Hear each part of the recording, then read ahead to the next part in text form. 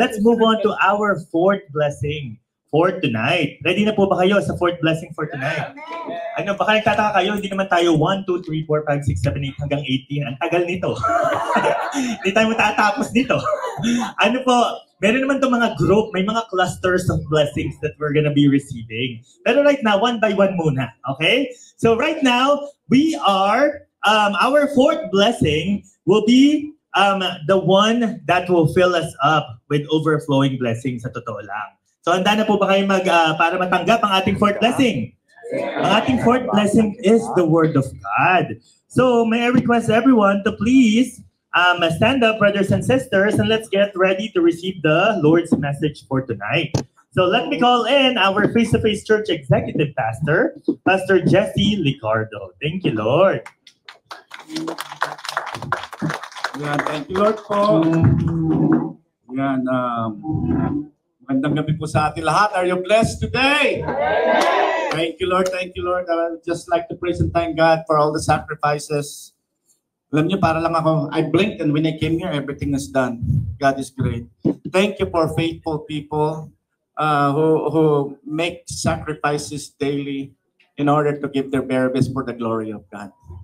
Yung mga nagpapagal, alam kasi nila na hindi naman talaga, hindi lang to para sa atin. Most especially, it is our showing of gratitude and gratefulness to God.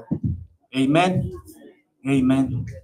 Lalo na doon sa nag-umpisa, pamula nung umpisa nandito, napakalaking bagay nito para sa kanila. Isa po kami doon. Just to think, we started 18 years ago na hindi namin iisipin na aabot na ng ganito. Kami napakalaking bagay nito. For us, this is such a milestone and we would like to praise and thank God. Our word for tonight is taken from Romans 8. Ayan, verse 37. Kaya lang, when I study the Bible, I like to study it in context and study it with the intent of exposing what the scripture is bringing out to us. We don't want to dig into what is not there. We want to bring out and expose it to the world what the Bible is showing us. That's the proper study of expositioning the Word of God. Okay? And so, in order to understand that we are more than conquerors, why are we more than conquerors?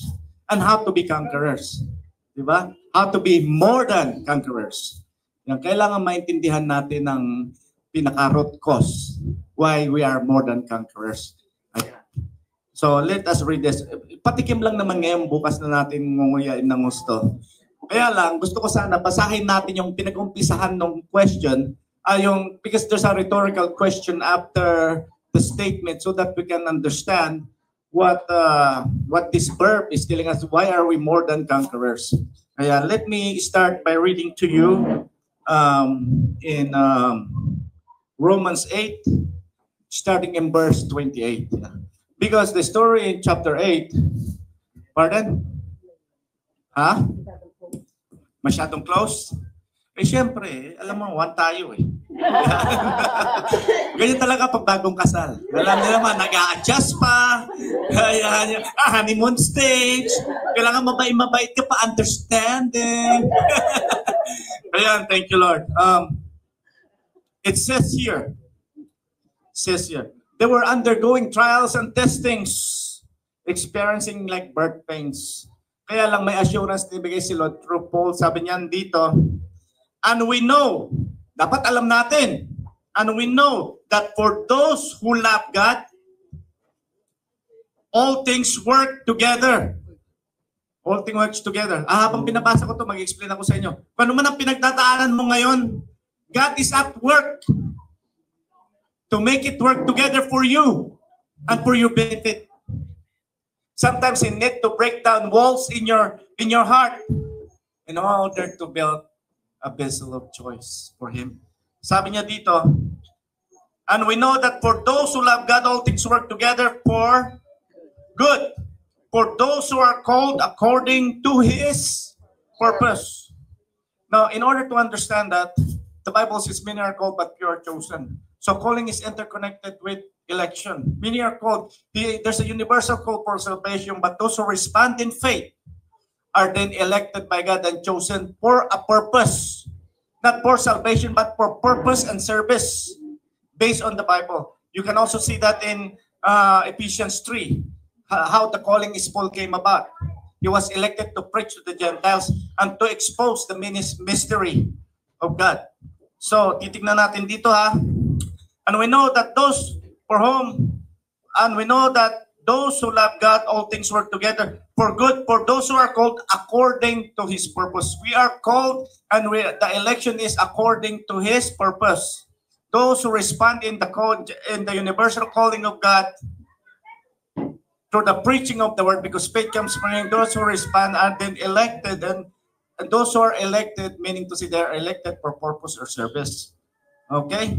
Kasi kapag tinignan natin to sa ibang theological framework, election to them is salvation. But election is separated from salvation. Election is always have something to do with service and purpose. Okay?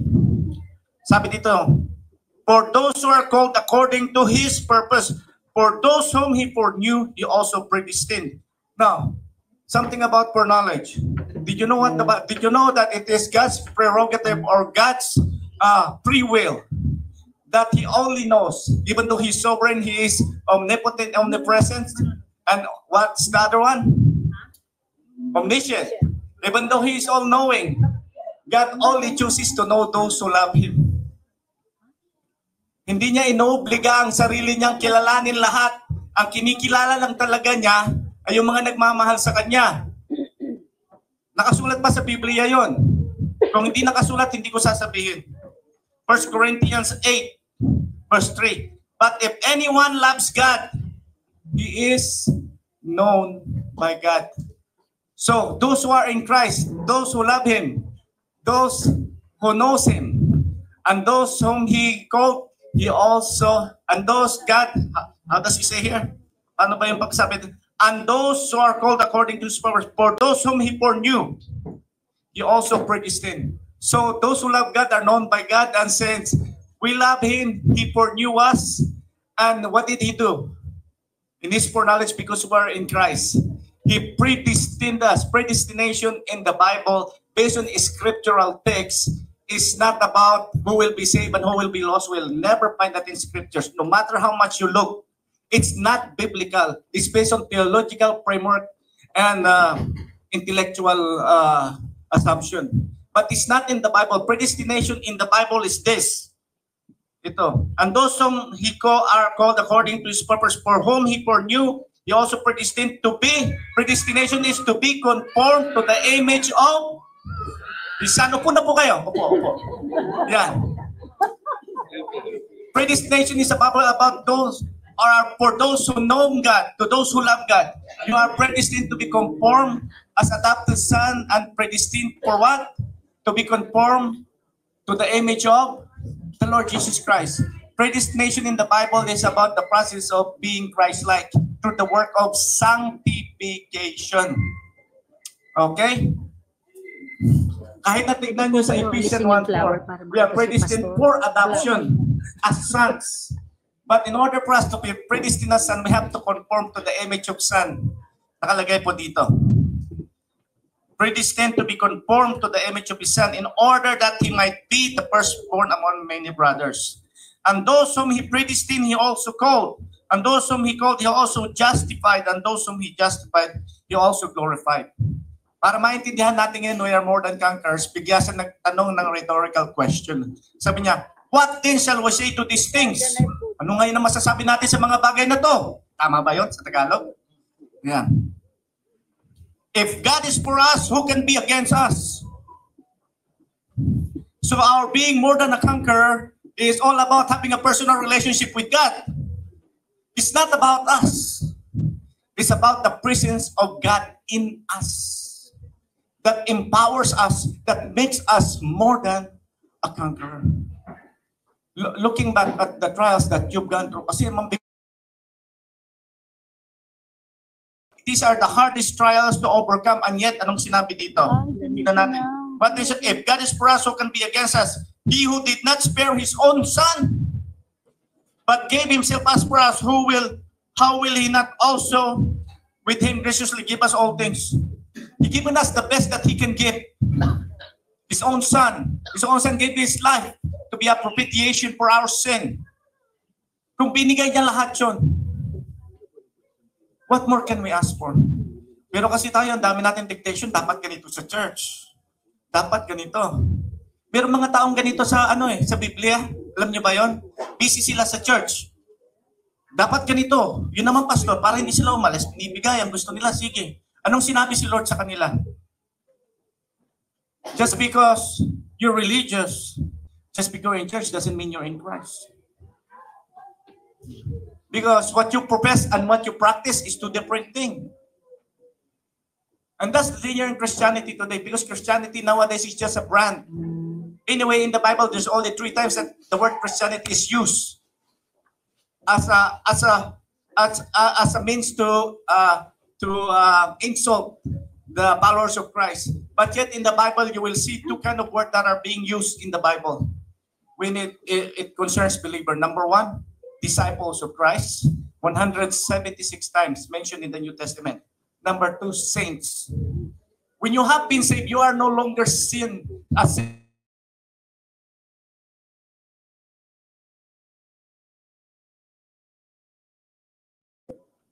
Nakita nyo ba sila Paul ang tawag to the saints in Philippians, to the saint in Thessalonians?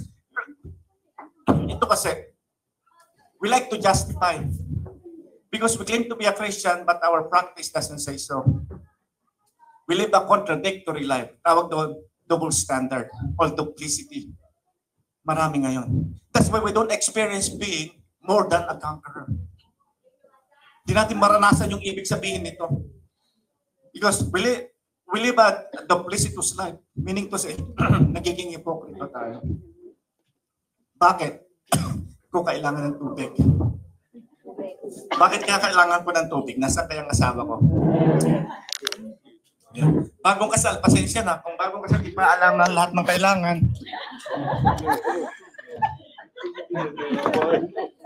Kung kapaselos, Ang babae nagdala ng tubig.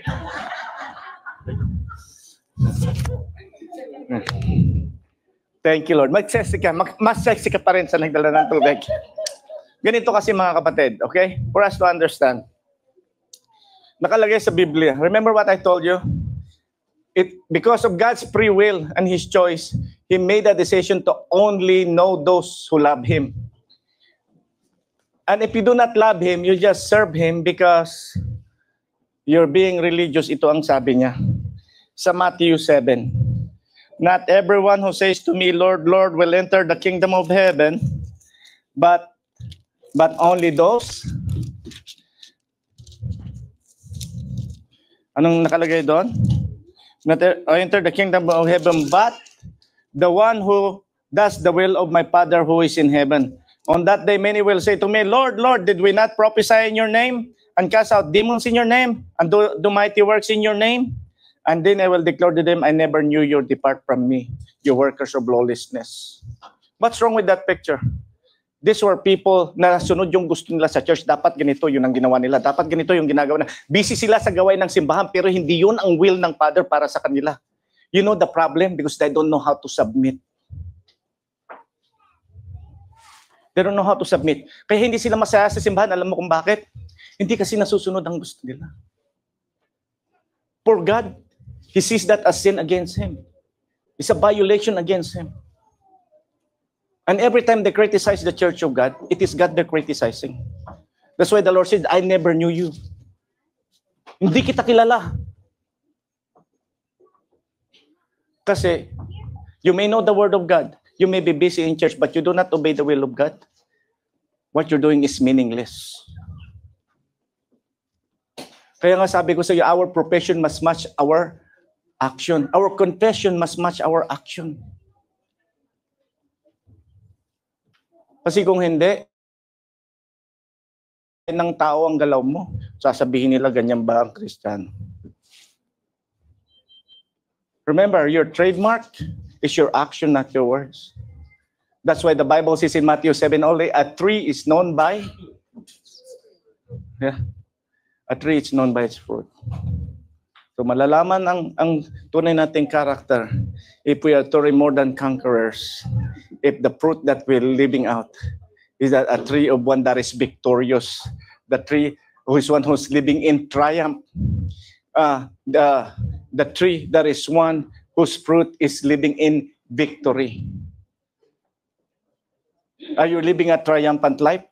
Kasi nakalagay dito, tignan nyo. Nakalagay dito, babasahin ko, pagpapatuloy ko. He who did not spare his own son but gave him up for us all, how will he also not with him greatly give us all things? Kung talagang na kay Kristo ka, there's no room for complaint. There is no room for complaint. Kaya kung minsan kung nagko-complain kami, alam mo ang pinakamaraming complaint namin? Sarili, hindi na naman alam kung anong kakainin. Kahirap, no? Kakain na naman.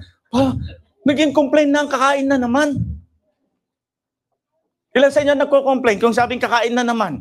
Katatapos lang kumain na naman? Kakain na naman? Di ba? Yan na naman. Tignan nyo, we don't realize it, but we are becoming ungrateful. Sabi dito, he who did not spare his own son, who shall bring any charge against God? Against God's elect. Sino who's gonna bring a charge against us? No one can bring a charge against us. You know why? Do you know why? Why? Come on. Why? Why does no one can bring a charge against us? Huh?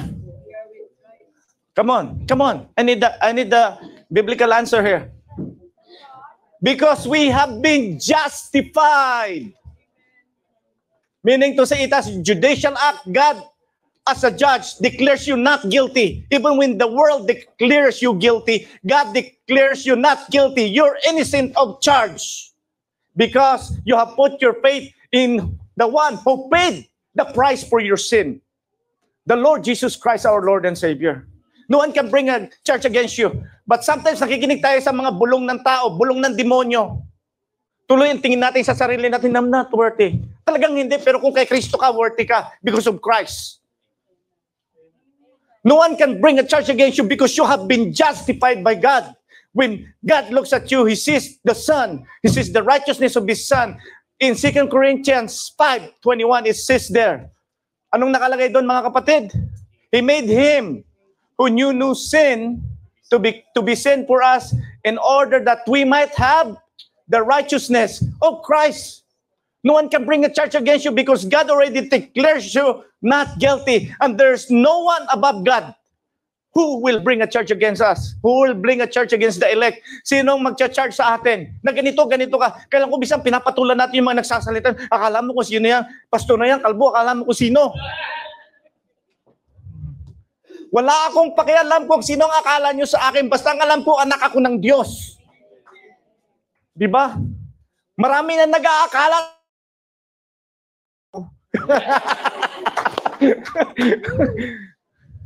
Totoo yan, I am nothing without God. But since I live and I thirst and I live and I breathe to serve the Lord, I walk and I talk to tell you that I'm more than a conqueror. Yung more than a conqueror, grabe yung ginamit doon na prefix, ano? More than. Ibig sabihin ng overwhelmingly conquered. Hindi lang yung nanalo, kundi landslide. And hindi ka lang nanalo. Because you're overwhelmingly conquered, you enjoy all the spoils of the enemy.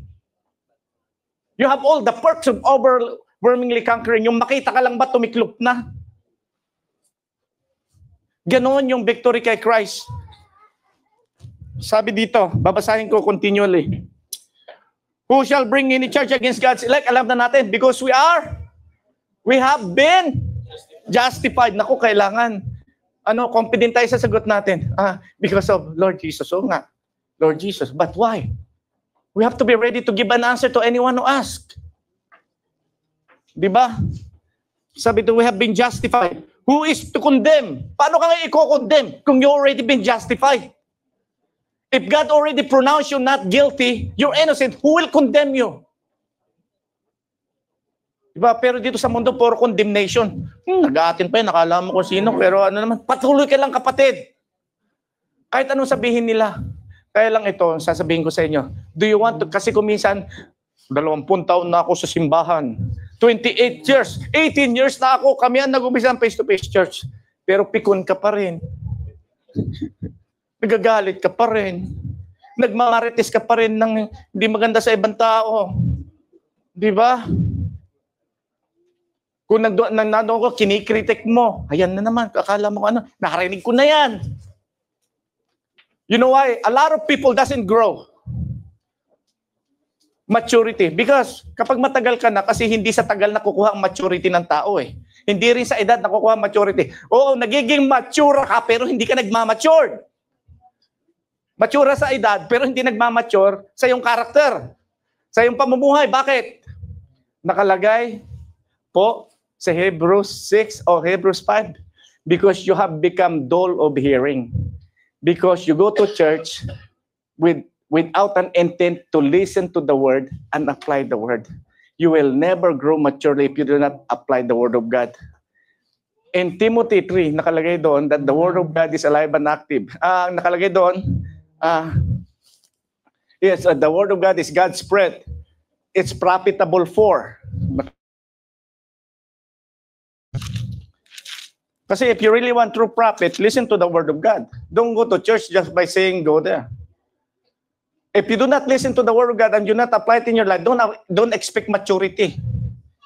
Kasi kapag tumagal ka sa simbahan na nagpupunta ka lang, dahil nandun ng clique, nandun ng gig, nandun ng tropa, wala kang iba pupuntahan, yun ang dapat gawin, hindi ka nandun para nakikinig, ang mangyayari lang, you will begin to start watching the people around you. Then, you will become to compare what you think is right to what they're doing. Dapat ganito yan eh. Dapat ganito yan eh. Dapat ganun. Mangyayari doon, you go to critic.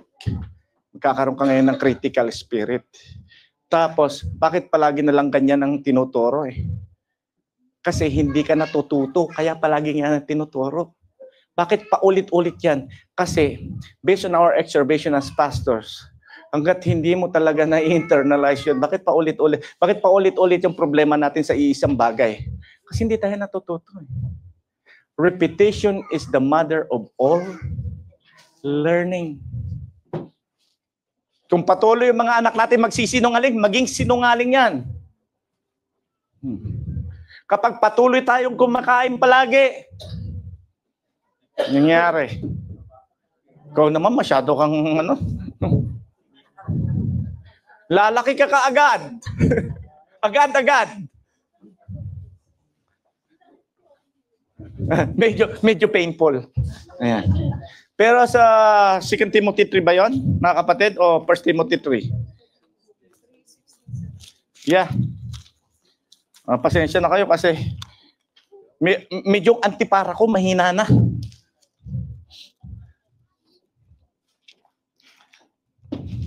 Kasi nakalagay po dito sa 2 Timothy 3, ha?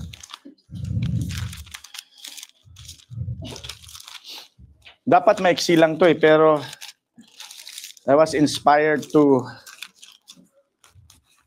go to this. I don't know why. But I hope you don't mind because we should all be excited always to hear the word of God. Pasalamat tayo kung nire-rebuke tayo. Pasalamat tayo kung dinidiscipline tayo. Pasalamat tayo kung sinisita tayo kasi ibig sabihin nun, it's not too late for us yet. It's not too late for us yet. Maybe you will come to your senses and repent. Because if you're living a double life, meaning to say, I will describe you just like how the Lord described the revelation in Laodicea. Because you're neither hot nor cold.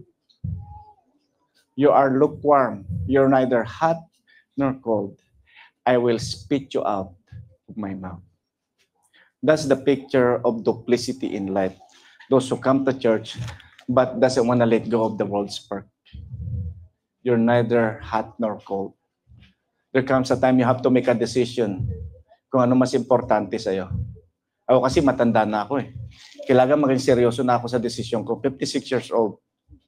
I'm in so much pain every day. And I thank God every day that I'm able to endure it. You know, in big part, because I am inspired by all of you. Pinadala ko dito ni Lord para magsilbi.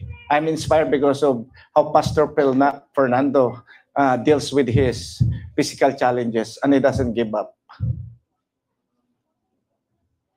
Anong gagawin ko? Mag-i-excuse ako. I'm 56, he's 70 what? 74 ba? 70 ko, pinapatanda ako pa. Huwag ka mag-alala nung mukha ka lang 71. Medyo malabo lang ang mata ko, kaya if he can do it, why can I do it? What excuse do I have? It's a matter of, kasi it's an act of the will. I can make excuses about myself, or I can look at other people and be inspired for their tenacity to continue and persevere. Pwede ka maging example sa action kahit hindi siya masyado nagsasalita. May inspire ka sa kanyang tenacity to continue in serving. Even though he just sit in silence. Pero nakikita ko siya every week, kaya hirap na siyang makakita. Hirap na siyang tumayo. Hirap na siyang umupo. Hirap na siyang humiga. Hirap na siyang maglakad. Lahat ng ginagawa niya, hirap na siya. Pero nagpapatuloy siya. Pero kapag tayo nahirapan sa pagmamaneho at sa traffic, mas mahaba ang preaching natin about our complaint and sacrifice at gastos at ganito ganun. We do nothing but complain. Ay kung kaya bigyan ni Lord ng pagkakataon na maranasan natin ang buhay ni Pastor Fernando sa isang araw. Ano kaya ang magiging respond natin sa situation natin? Kung gayon napaka-komportable ng buhay natin, napakarami pa rin nating complaint. When you act like that, you are not more than conqueror. You are being conquered. Di ba? Yun ang more than conqueror. Kahit nahirap na tumayo, hirap na umupo, hirap na magbasa. Isang bagay lang ang alam kong hindi nahihirapan si Pastor. Hindi siya nahihirapan kumain.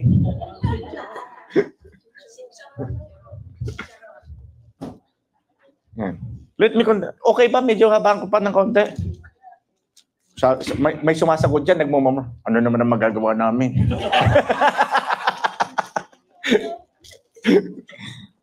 Listen to this.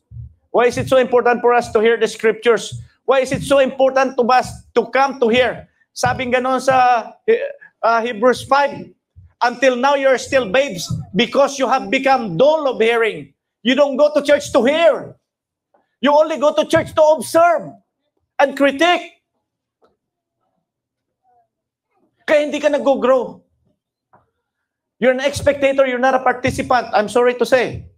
Masakit ba? Marami tayong nurse dito. But sometimes, exposing not the symptoms, but the cause of the symptoms, it's good so that we can fix the problem. Ayan. Listen, why it's so important to hear the word of God? Sabi dito, all scripture is breathed out by God and profitable for teaching. Kapag nakinig ng salita ng Lord, you've already received a profit. Because your faith grows from hearing the word of God. People become dull of hearing, that's why they don't grow. In Hebrews 5, they do not grow. If you want to grow in your faith with God, you have to keep hearing the word of God. Because the word of God is alive and active. It brings life to your soul.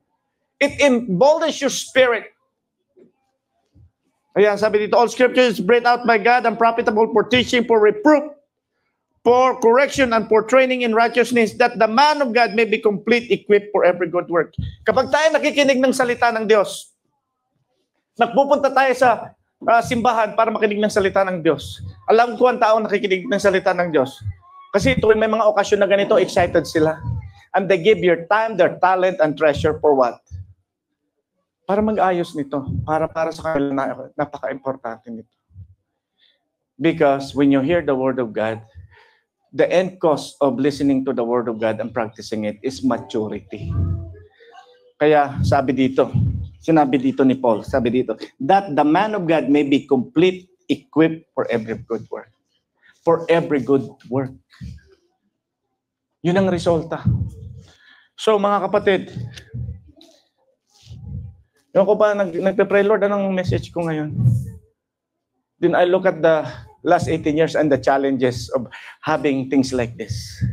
Sabi ko, in the last 18 years, more than conquerors pa kami. Yeah. Alam ko marami more than conquerors, pero marami rin conquered. But we need to change our mindset. We need to change the way we seek God. We need to really come to hear God's word.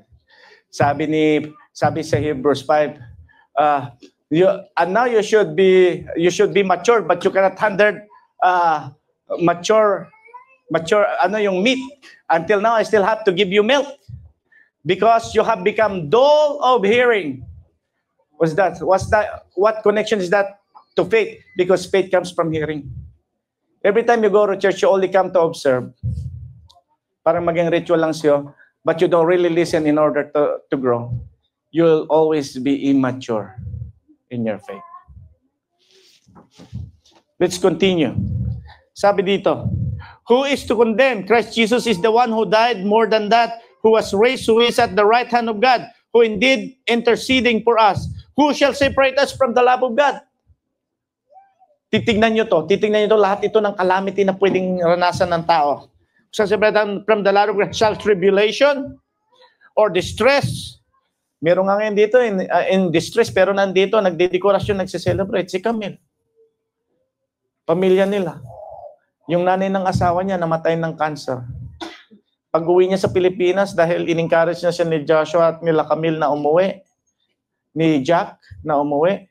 Pagdating niya doon, nadatnan pa niyang buhay bago namatay na. Inintay lang siya. Namatay na. Pero si Mike, hindi pa siya nauwi dahil ayaw niyang ma-miss ang anniversary. Kasi dapat may performance siya. Kakain sana siya ng bubog at apoy. Joke lang, hindi. Magsasayaw sana siya.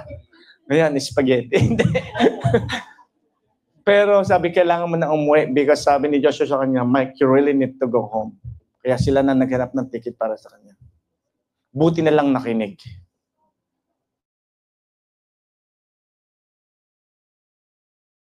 Siya namatay na yung nanay niya, hinintay lang siya. So thank you, Lord. Shall distress or persecution? Marami sa atin, mga pastor, na pa-persecute. If you look at the news in South Africa, marami napupugutan ng ulo ng mga Kristiyano, but they refuse to renounce their faith. Napaksarap ng buhay natin dito. There is no threat of sword. Punta kayo sa South Africa. In Uganda. Uganda too. Yeah. Punta kayo sa Uganda. Mas Uganda. Nakita ko asawa ko, Uganda. Yeah. Shall tribulation or distress or persecution or famine or nakedness or danger or sword?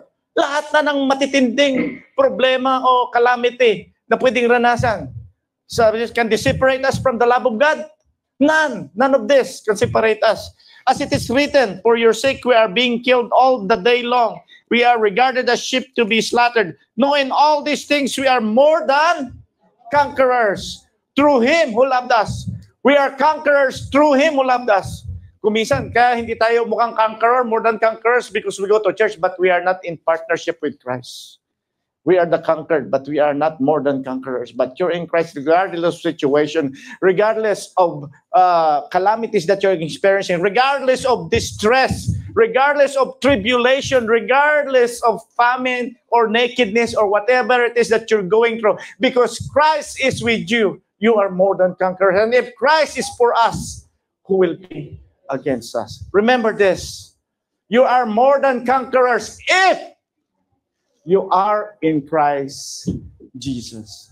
You can never conquer without Him because He is the one who have conquered death and sin for me and you. And without Him, we're already dead. But with Him, we are more than conquerors and will live forevermore. Forevermore. Do I hear an amen? Amen. Amen. Oy! Kilala ko to. May bago po tayong member. This is a church. I would like to introduce to you new member of the church. Ipapakilala ko sa inyo. Thank you, Lord. Ipapakilala ko sa inyo si Brother JR. Sige, ipapakilala kita. syempre kung sino yung nag-imbita sa kanya, dapat yun na magpakilala, di ba? Yan. Syempre kung sino yung... Yan. Ganun talaga di ba? I would like to thank you, Lord. Ito yung pang 18 years na member of the church. Pahiram nga po ng, thank you. Pahiram nga ako ng 2 microphone at ipapakilala ko lang sa inyo. Ayan, thank you, Lord. Brother JR, halika dito. I would like to praise and thank God for, ito po ang pinakabagong member ng ating simbahan, si Brother JR. And it's just a surprise that he is here today. Sister Cecil, I would like to give the credit to God for sa paggamit sa iyo para ipakilala Ang ating kapatid na si Brother. Yeah. Buti na yung kasi ayaw namin na may nagmamarites. Siya po ang pinakabagong member ng Face to Face Church, si Brother JR.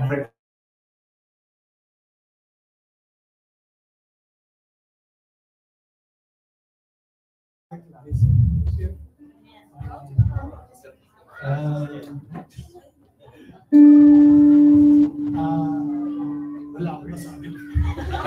Speechless pa. Speechless.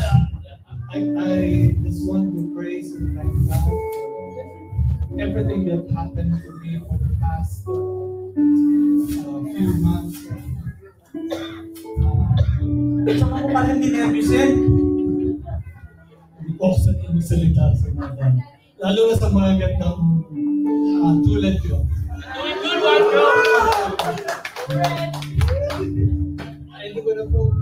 Hindi ko po maikwento sa inyo kung paano kami nagkakilala.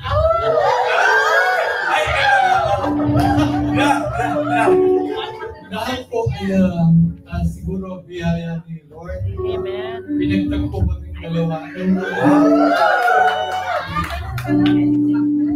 would like to take also this great opportunity to propose something.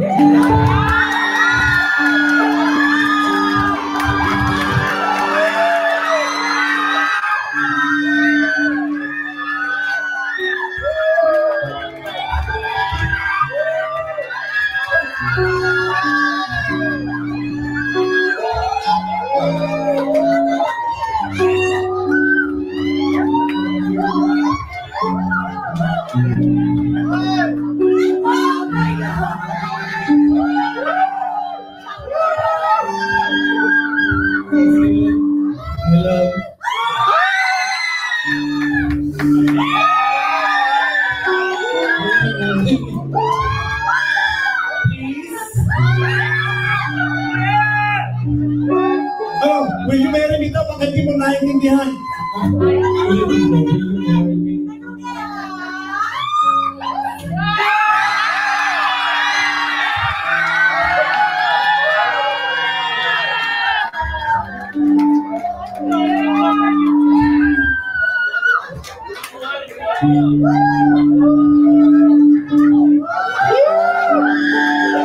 Pinapaspasan niya, pinapaspasan niya. Amen. Thank you, Lord. Praise and thank God. Thank you po sa inyo. Ayan, thank you, Lord.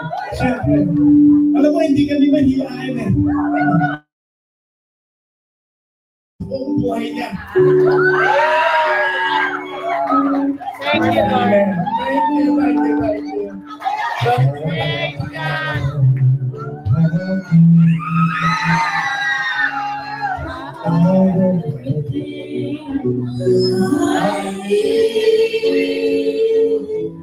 You're more than enough, more than enough, my Lord.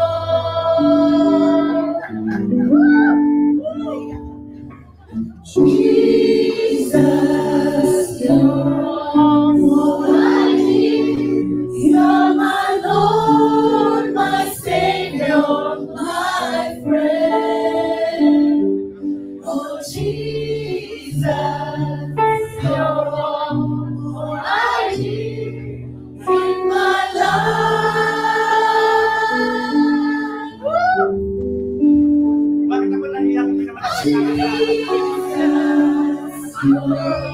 all I need. You're my Lord, my Savior, my friend. Oh Jesus, you're all I need in my life.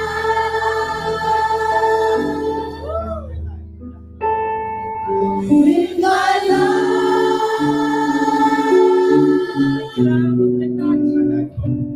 In my life.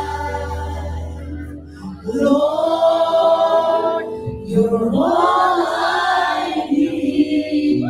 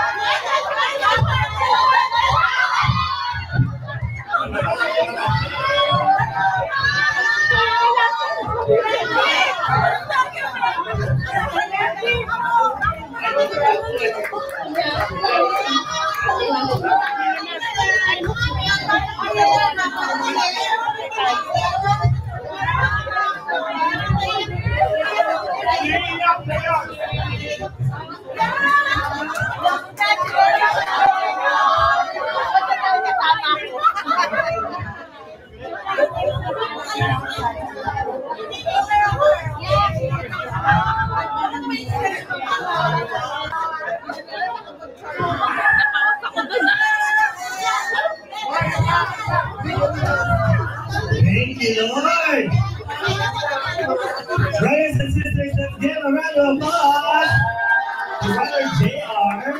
I know, welcome to, ano bang last name na ito ni Brother JR? The Rivera Nuptial. Ay, Nuptial na. Agad-agad na, diretso na po ito.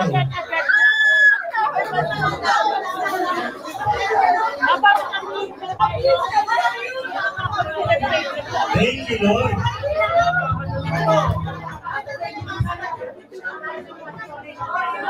So, ano lang po, wala po muna mag-uuwi ng bulaklak kasi bukas po ata may kasalan.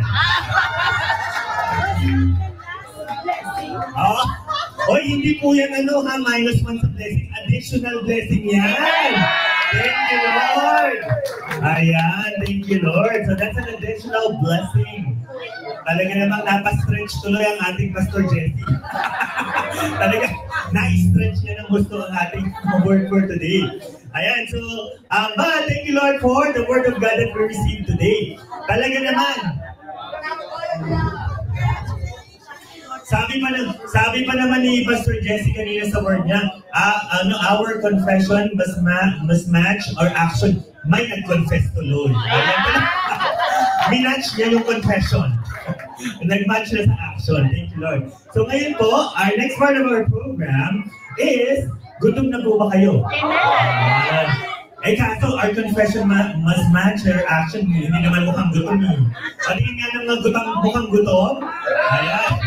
Alright, so today po, brothers and sisters, this is again not part of the blessing. Pero today and tonight, we are very special because we will be served our food. It's giving nakaka-LL. Ayan po, we will be catered our food today. So may mga, you will just fall in line and then people will actually serve us. It's a first. Hindi po naka-assign sa youth and young adult ministry. I'm sorry. So thank you, Lord. So right now, let's move on to our dinner time. So let me call in to pray for our food. Let me call in. Hindi ka na dito. Magpo-propose din daw siya. Tayo po tayo, brothers and sisters, and let's pray for. Let's welcome Sister Ida to pray for our food. Nakita ko po si Tito Owen umiiyak. Tito Owen, paano pag ako na lang? May pag-asa pa! Nakita ko si Tito Owen kanina po. Paano pag ako na lang? Tsaka si Pastor Alex. Thank you, Lord. Sister Ida, magkukulot ka kasi. Hindi naman nakakulot. Let's extend our hands to our food. Thank you, Lord, for the feasting, the 18 years, 18 year anniversary. Thank you, Lord, for the food that we're about to partake. Bless and sanctify this, Lord Jesus, for our physical nourishment. Everything is beneficial, but not, everything is admirable, but not beneficial. So we will only eat the food that will be beneficial for us. Thank you, Lord, for this wonderful feasting, the fellowship meal together of your people, enjoying every food that we will partake to celebrate our 18th anniversary. Thank you, Lord. In Jesus' name we pray. Amen. Thank you, Lord. And right now po, to organize, brothers and sisters, our dinner buffet, let's start with the elders of our church. If you are an elder, if you have a diabetes mellitus type 2 diagnosis, please fall in line. 5 minutes pa daw po. Kumalma po tayo, 5 minutes daw po, 5 minutes. Alright, so ngayon po muna, may nagpo-propose po ulit. Thank you, Lord. So right now, alamin na lang natin kung sino ang order ng kakain. So, unahin po natin ang ating mga elders of the church. So if you are an elder of the church, and if you are a mom with a kid, so go ahead po, please fall in line sa ating buffet table. It will start, saan start sis? Left doon.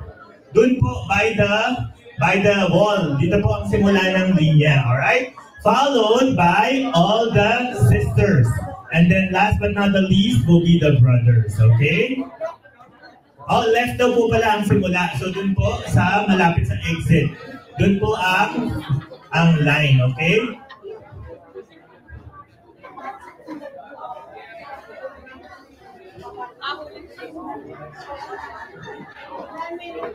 Alright, so 10 minutes daw po muna. 10 minutes daw po ang kakailanganin nila. Ganyan po talaga pag pinagsuserve. Na maghihintay po tayo tuloy. Alright, so hintay lang po muna tayo mga brothers and sisters. So mga brothers and sisters, bless na bless po ba tayo tonight? Ay, talaga nakafocus na sila sa pagkain. Wala na talaga. Hindi na talaga nakakapag-pay attention. Ayan. So, in a little bit po, magsisimula na po ang serving ng food. But for now po, please go around. We have a photo booth over there by the entrance po. It's available right now for everyone. We also have the sa likod, meron po tayong pwedeng pag-picture nandiyan. Ang ating debutant pool over there in the back.